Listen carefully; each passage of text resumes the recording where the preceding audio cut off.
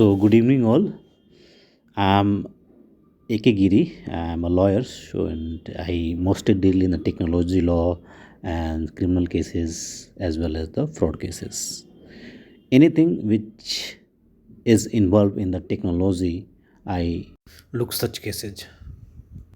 सो आइए हम जानते हैं ऑर्गेनाइज्ड क्राइम के बारे में।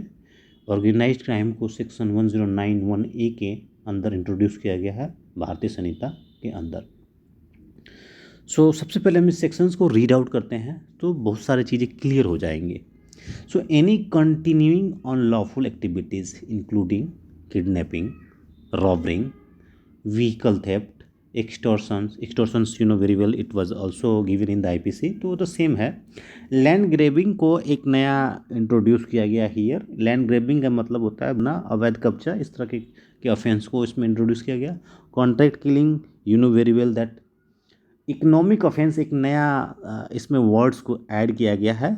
इकोनॉमिक ऑफेंस का मतलब होता है कि ऐसे ऑफेंस जो किसी, जैसे कि फ्रॉड रिलेटेड मामले हो गए, उस तरह के ऑफेंस में इंट्रोड्यूस किया गया है।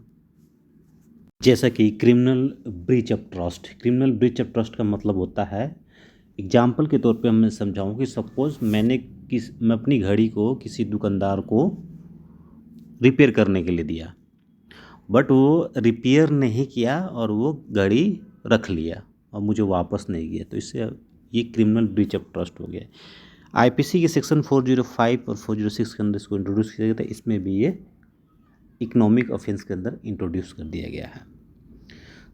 इकोनॉमिक्स ऑफेंस का दूसरा एग्जांपल लेते हैं फर्जरी के केसेस। जैसे कोई भी फर्जरी के केसेस जैसे हो गया, उसको भी इस इकोनॉमिक ऑफेंस के अंदर इंट्रोड्यूस किया गया है।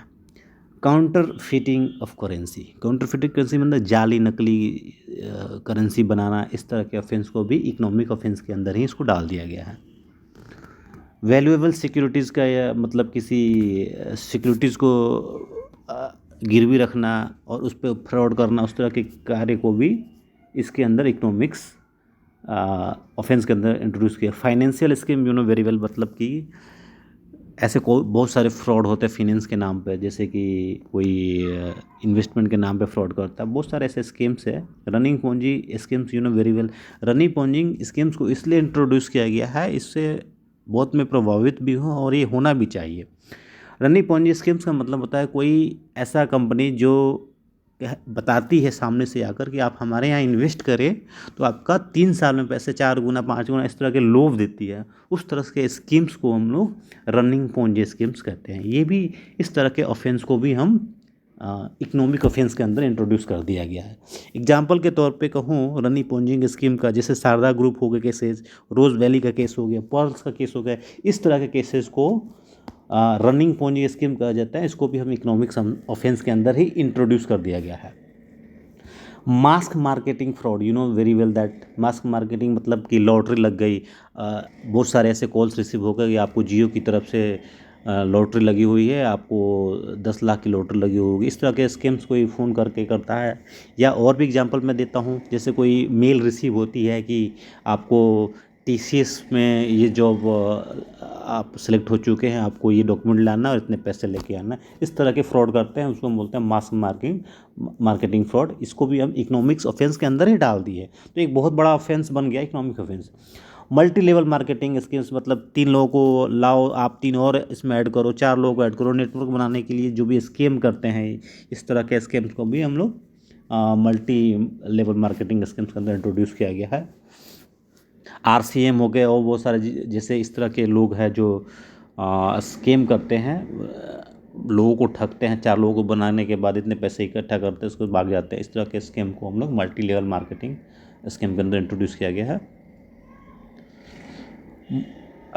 Defrauded people at large for obtaining monetary benefit. Monetary benefit के लिए किसी भी तरह से फ्रॉड कर रहे हैं, उसको हम इकोनॉमिक ऑफेंस के अंदर इंट्रोड्यूस कर दिया गया है। जैसा कि मनी लैंडरिंग हो गए, हवाला का केसेस हो गए, इस तरह के केस को भी हम लोग इकोनॉमिक ऑफेंस के अंदर इंट्रोड्यूस कर दिए गए।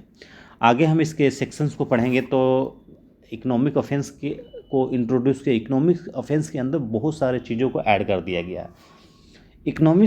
इकोनॉमिक ऑफेंस के बाद साइबर क्राइम्स को भी इंट्रोड्यूस किया गया। Cyber crime, you know that any offence which is used in technology, जैसे कि मोबाइल यूज किया गया है, कोई डिवाइस यूज किया गया, इस तरह के किसी भी क्राइम में किसी टेक्नोलॉजी को यूज किया गया है, उसे हम लोग बोलते हैं साइबर क्राइम। जैसे कि आप लोग लिंक पे क्लिक करते हैं, मोबाइल के जरिए कोई लिंक भेज दिया इस तरह का, और उस पर से उसने OTP लेकर बहुत सारे फ्रॉड कर दिए, तो इस तरह के साइबर क्राइम्स हो गए। और भी सारे एग्जाम्पल्स हो सकते हैं। ट्रैफिकिंग इन पीपल्स, मतलब मानव की तस्करी करना, ड्रग्स की तस्करी करना, इस तरह के अपराध को भी हम ऑर्गेनाइज क्राइम के अंदर इंट्रोड्यूस किया गया है। इलिसिट गुड्स और सर्विस, ऐसे कोई भी गुड्स और सर्विस, ऐसे कोई भी सामान को आप बेच रहे हैं या सर्विस दे रहे हैं जो कि इलिसिट हो, उसको भी हम इस ऑर्गेनाइज क्राइम के अंदर इंट्रोड्यूस किया गया है। Human weapons, human trafficking racket for prostitutions, human trafficking racket for prostitution, देह व्यापार के लिए कोई ट्रैफिकिंग चला रहा, उस तरह के अपराध को ऑर्गेनाइज क्राइम के अंदर इंट्रोड्यूस कर दिया गया है। और रैंसम, मतलब फिरौती के नाम पर कुछ किसी को ट्रैफिकिंग कर रहे हैं, उस तरह का मामले को भी हम इसके अंदर इंट्रोड्यूस कर दिया गया। यानी ये सारे अपराध या तो किसी ग्रुप ऑफ इंडिविजुअल्स के द्वारा किया जा रहा है, या सिंगल कर रहा है, या ज्वाइंटली कर रहा है, इस सारे अपराध को ऑर्गेनाइज क्राइम के अंदर इंट्रोड्यूस किया गया है। इसमें एक वर्ड यूज किया गया है, organize crime syndicate, which was already we have discuss such example मैंने आपको दिया, जैसे कि गैंग हो गए, रैकेट्स हो गए, इस तरह के, मतलब कि इसको सिंपल भाषा में हम समझे तो ऑर्गेनाइज क्राइम सिंडिकेट का मतलब होता है कि किसी संस्था के द्वारा क्राइम किया गया, जैसे कि कोई शारदा ग्रुप हो गई, रोज वैली हो गई, या तीन से अधिक लोग किसी अपराध को करते हैं, या तो ज्वाइंटली करते हैं, या सिंगल करते हैं, या किसी के साथ मिल के करते हैं, तो ऐसे अपराध को ऑर्गेनाइज्ड क्राइम सिंडिकेट कहते हैं।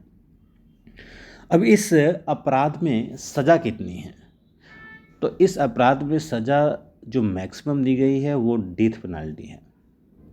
इसके बारे में हम जानते हैं। ऐसा जो भी ऑर्गेनाइज क्राइम के अंदर ऑफेंस दिए गए हैं, उस अपराध में किसी की मृत्यु हो जाती है, जैसे किडनैपिंग दिया गया है, किडनैप करके मार दिया, इस तरह का और भी सारे अपराध है जिसमें से उस अपराध की वजह से कोई मृत्यु काट हो जाती है, तो उसकी सज़ा लाइफ डेथ ही है। और दूसरी सज़ा है लाइफ इम्प्रिजमेंट। अगर अदर केस, फर्स्ट केस में बताया कि अगर उस अपराध की वजह से किसी की मृत्यु होती है तो उसमें सज़ा है इम्प्रिजमेंट फॉर लाइफ और डेथ